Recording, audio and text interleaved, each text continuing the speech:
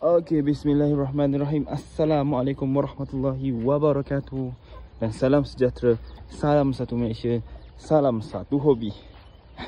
And welcome back to my YouTube channel, Alif Mini Farm. So, hari ni kita nak buat video apa sebenarnya? Hari ni kita nak update reban terkini di Alif Mini Farm. So, dalam keadaan sekarang ni masih bersepah sebenarnya. Masih bersepah. Kalau tengok ni masih bersepah, barang-barang pun aku still tak kemas. Rumput masih tak potong. Tapi tak apa. Nanti kita update. Nanti kita rumah. Okey, sebab yalah aku pun kerja kan. Tapi kerja sendiri je lah. Jadi kalau aku free aku akan datang reban. Daripada tak jauh pun, belakang rumah je pun. Tapi tak apa, nanti kita update balik. Okey, so untuk update, macam yang korang tahu, memang hari tu aku akan ada buat benda ni. So dia macam reban dalam reban, macam tu. So total dalam 9 kaki. Panjang ke belakang tu 11 kaki. Orang macam tu lah cerita ni. So apa yang ada dalam ayam lah. Semestinya memang ayam lah dalam ni kan. Ni Syamur, pembaka Syamur utama di Alif Mini Farm. Okay, so ni anak-anak ayam juga. Ada anak Syamur, ada anak IG, ada seekor dah ni. Anak LHK. Yang ni anak Syamur juga. Yang tu anak SG. Yang dalam ni kebanyakannya anak LHK. Ada seekor je Syamur. Tu kurik tu. Kurik ni seekor je Syamur. Yang lain semua LHK. Okay. So untuk update lah. Just update je. Dia ruang dia sizing dia dalam ni boleh muat 3 pekuk, 2 pekuk macam biasa tu. Sampai hadang macam tu lah aku buat. Total dah 5 macam tu lah.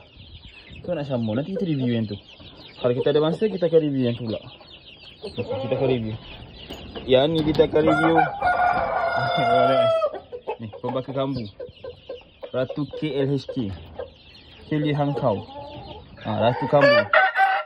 Nanti kita akan review. Ni kita dah review kan. Ni Syamur muda yang kita bawa masuk import juga. Kita akan review. IG pun nanti kita akan review. Ada masa kita review. Kita akan review.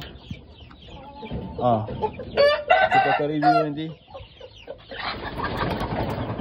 Nanti semua kita akan review. Okay.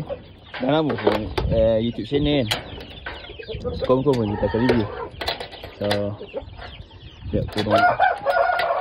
Ayam kat luar pun dah ramai. Tapi tak tahu pergi mana. Sekejap sana pun reban tak kemas lagi.